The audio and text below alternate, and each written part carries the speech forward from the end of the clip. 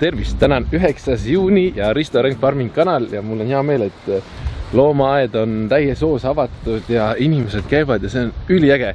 Super suur tänu kõigil, kes käib ja selles mõttes natuke tuleb alati sellised asju välja siis, kui on avamine tehtud, et mis tuleb nagu parandada, mis on selline, mis meie jaoks on loomulik, inimeste jaoks ei ole loomulik, kõik sellised parandustöid, kuidas nüüd öelda, kohandamisi, siltide panev, sellised asju on olnud hästi palju, nii et ma jooksen ringi igal pool, aga üks päev võtsin kätte ja tegin siis natukene sööta, jahvatasin ja lähme siis sisse. Ühesõnaga, meie söödad tavaliselt me tellime enamus söödad. Vutisööt on tellitud, AIT24 tuleb vutisööt meile, paljusid söödasid tuleb Leedust aga üks sööt, mida me saaksime tellida Hollandist, aga on hästi suures kogus tellima ja on hästi kallis, on kängurusööt ja seekord siis ma jahvatasin kängurusööda ise. Kuna meil on olemas selline suur kiviveski siin, vana Rootsi oma, aga töötab väga hästi, tööstusvoolu pealt on see veel, aga töötab ja saan oma asjad kõik sellega jahvatatud, see jahvatab nii maisi, ükstapuha, mis ma siin sisse valandab, jahvatab kõik ära, saab regullida ilusti jämedust, et kui jäme jahvatus on, et kas teeb ainult ära puruks või täitsa peeneks jahuks, et sellega saaks tegelikult täiesti sükest saia jahuga teha põhimõtteliselt. Jumalast äge masin ja siis ühesõnaga võtsin kätte ja tegin kängurusööda ette valmis. Kängurudel on vaja kindlasti maisi, nisu, lutserni, graanulit jahvatan sinna sisse ja natuke vitamiine, sükst asju, mida ühesõnaga me tellime koostisosad ja saame ise kokku panna selle sööda ja tavaliselt kui ma juba veski tööle panen, siis ma jahvatan veel sigadele ka toidu ette ära, sest sead esiteks söövad palju ja nendele läheb jahu vaja, seega kui masin juba tööle pandi, siis ma jahvatan tavaliselt sigadele ka ja sigadele tavaliselt läheb täpselt see teravili, mida meil käepärast on. Kuna meil on lemmikloomsead, siis me ei ürita neid nuumata hästi paksuks, seega nisu panen tavaliselt vähem, et läheb praegu oder, samamoodi natuke lutserni sisse, sellepärast, et neile natuke vitamiine anda ja siis nisu veel ja mingeid asju vahel maisi, et jahvatame nagu sigade jahu ka alati siis peale kauba peale mingi spetssööda, mida ma just parasjagu teen. Üldiselt sellega tõenäoliselt ma saaksin kõik söödad tehtud, aga siis võiks olla juba pelletimasin ka, et teha näiteks vutisööt ise või mingid asjad, et aga see on jälle omaette väga palju suurt tööd, et nagu selles mõttes peab nagu arvutama, et kuidas see nagu mõistlikum on. Aga mingid söödad jah, ma jahvadan ise, eriti suurte loomade omad ja jahu on meil siis praeguse seisuga tehtud päris kindlalt suvejagu olemas.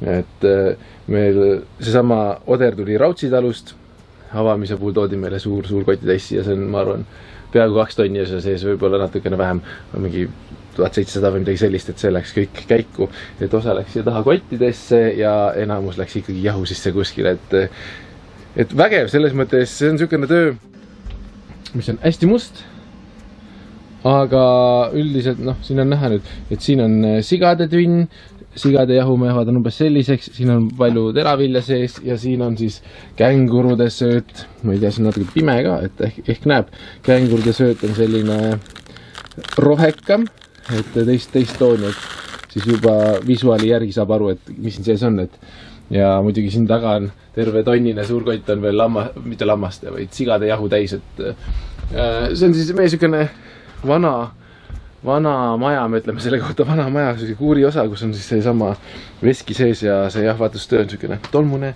aga väga äge ja samas saame sellega kõik asjad aetud, nii et super äge masin. Ilmad ei ole kiita, vahepeal eile oli nagu täiesti soe mõnus, aga eile õhtul läks siis hästi jahedas külmaks ja täna on selline külm tuul, aga päike on soe selles mõttes ja eile ma võtsin kätte, siis hakkasin valmistama ette suvist elupaika meie krokodillide Kustile. Ja Kusti, ma saan öelda, et tegelikult on juba seal sees praegu, aga eile siis lohistasin siia silma alla, et me kohvikust näeme seda kohta ka, lohistasin ära meie selle vanni, kuhu Kusti sisse läheb ja selle vanni point on siis see, et ei tohi olla liiga suur, sest krokodill on praegu päris pisik alles ja siis et me saame kontrollida, et kas ta sööb ilusti ja kas kõik on korras, siis selline keskmise suurusega pesa talle tuleb teha, et selle järgi, et kui suur see loom täpselt parasjagu on. Aivo tegi meile selle alumiiniummanni ümber ilusti laudadest selline kaunistuse, see pole nagu vajalik, aga ta on ilusam ja parem, et siin ta on. aga see ei ole kindlasti see koht, kuhu ta jääb ööseks, selles mõttes ta on täpselt siin nii kaua, kuni päikest on. Et eriti veel, kui ilmad on praegu natuke jahedamad, aga samas see päike on talle nii kasulik, et mida rohkem ta päikse käes olla saab, see parem on. Ja põhimõtteliselt praegu seisuga ta isegi on läinud sinna nurka, sest tegelikult see vanni äär on ka soe, et ta on seal soojas, aga enne ta just pehitasin päikese käes. Ja siis sihukene see vann ongi, et vett on tegelikult siin tundnud rohkem, kui siin paista on. Ma panin siia peale lihtsalt praegu võrgust katte.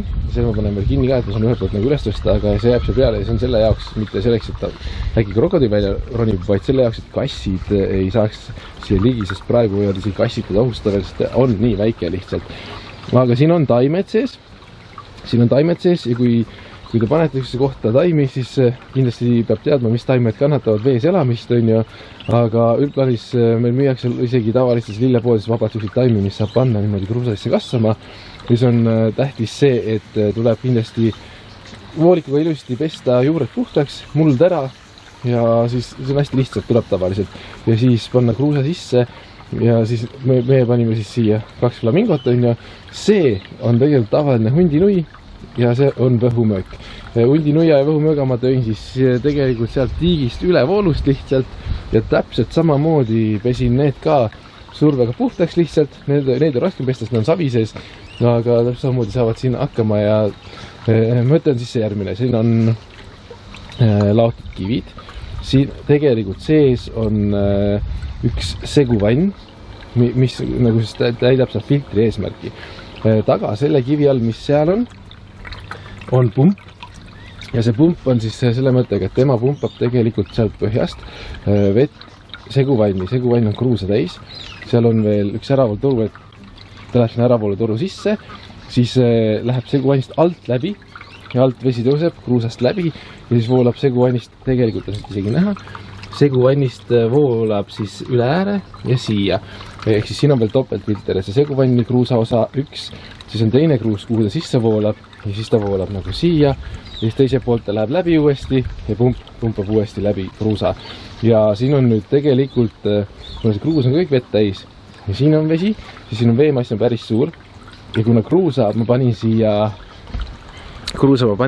6 kotitäit. 6 kotitäit kuiva liiva. Kuiv liiv on siis kõige parem variant, mida kasutada nii selliste filtrite tegemisel minu arust kui ka akvaariumi põhjad ja kõik just tähed, seepärast kuiv liiv, ta on ikkagi suuresti pestud, ta on täiesti puhas, seda saab poest osta, ta on suhteliselt odav, see 25-kilone kott on 3 euri ja see on 3 jämedus, mina võtan alati kõige jämedamat, kõige ilus nagu merekruusakivi ja ühesõnaga, see on hea lihtne kasutada, saab kohe sisse valada ja see on nagu tõesti hea ja kruusa mõte see, et ta filtreerib niimoodi, et akvaariumites ja sellistes veekeskkondades on bakterimass on tähtis. Mida rohkem on bakterid, see on hea bakter, see sööb ja lagundab siis jääkaineid ja siis see puhastab vett kogu aeg. Mida rohkem on seda bakterimassi, seda puhtama vesi ja seda nagu rohkem taimed saavad siis seda ära süüa, on ju. Ja see nagu toimib selle pealt, et bakterimass on asjade küljes, ainult mitte vees, vaid asjade küljes. Ja mida rohkem on niinimetatud asju, ehk siis kruusa, seda rohkem bakterimassi, seda puhtam seisab vesi ja seda suurem loom või kalad või mis iganes saavad seal olla, mida rohkem on bakterimassi. Seega seal on tegelikult bakterimassi tuleb rohkem kui vett ennast. Seega see on ülivinge, see on hea filter, ma tean, et see töötab, ma olen jauranud nükste asjadega nii palju, et seal on üks pump, see on 8-vatine pump ainult, aga kuna maa, mida ta peab üle pumpama, on ainult et nii palju, ta on ise nii sügav sees ja nii palju tuleb pumpama, ülejäänud läheb juba gravitatsiooniga kõik, siis ta suudab nagu lasta seda veemassi läbi tunnis mitu korda, seda sama, mis seal on. Ehk siis nagu ta filtreerib kogu aeg, vesi on puhas, selge, kasulik loomadele, kaladele, me paneme sinna ette kindlasti ujuma mõned kuldkalad ka, kes ei karda külma. Et kuldkala saab panna meie looduses ilusti õue, sest kuldkala ei karda külma, seega sinna lähevad kuldkalad ja Kusti tuleb siis iga õhtu tegelikult tuppa tagasi, kui loomad läheb kinni kell 6, siis Kusti mina võtan kätte ja viin tuppa oma tubasesse keskkonda, kus on sooja lambid asjad, et ta nagu selles mõttes ei jää, ta on ainult käib päikse käes seal, ta ei jää ööseks sinna kindlasti. Et Kusti on ka õues, nii et kes tahab nüüd krokodilli näha, siis nüüd näeb. Kui ma ta kätte võtan, siis ta on ikkagi päris siuke feisty, nagu öeldakse, et ta on nagu igal võimalusel üritab mind hammustada. Küll ta harjub selle, mida rohkem ma ta kätte võtan, liigutan, seda rohkem ta harjub selle inimese kontaktiga, seda vähem ta tulevikus üritab mind hammustada tõenäoliselt. Nii et igatepidi kasulik on teda vedada hommikul õue ja õhtul tuppa, lihtsalt ei tohi ära unustada. Mul on just äratus pandud, et kui on palju asja, siis on ikkagi meeles, et krokodill tuleb tuppa tuua ööseks. Ja üks täna hommikune väga armas üllatus on meie, mitte meie, vaid Tiiu Toomase esimene nandumuna. Esimene nandumuna ja see on siis meie loomaaias esimene. Nad on väga noored linnud alles, aga näed, esimene muna. Ma loodan, et Toomase suur pulmalaul on ka nagu selles mõttes vilja kandnud, see on viljastatud. Proovime ikka, paneme inkubaatorisse, kuna nad pesa veel nagu ei ole pununud ja Toomas seda muna kuidagi kaitsnud, siis nagu ma eeldan, et nad ise nagu seda automa ei taha minna. Seega võtame muna ära ja vaatame, paneme inkusse, äkki hakkab arenema midagi igastahes. Esimene muna, see on nii ilus, nii äge. Nii, ja kell ongi saanud 6, loomad on kinni ja Kusti täpselt päike hakkab nüüd nurga taha minema tal ja Kusti lähebki tuppa. Ma ei julge ta väga lähedal panna, sest tegelikult on ikkagi suhteliselt äkiline ja juba näksis mind ka. Aga mida rohkem me teda käest praegu peame, seda parem on.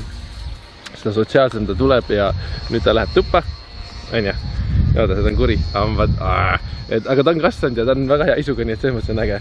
Nii et siuke lugu, teie olge tublid, share, like, jaage, näeme järgmine video ja muidugi olge mõnusad, on ja. Tšau!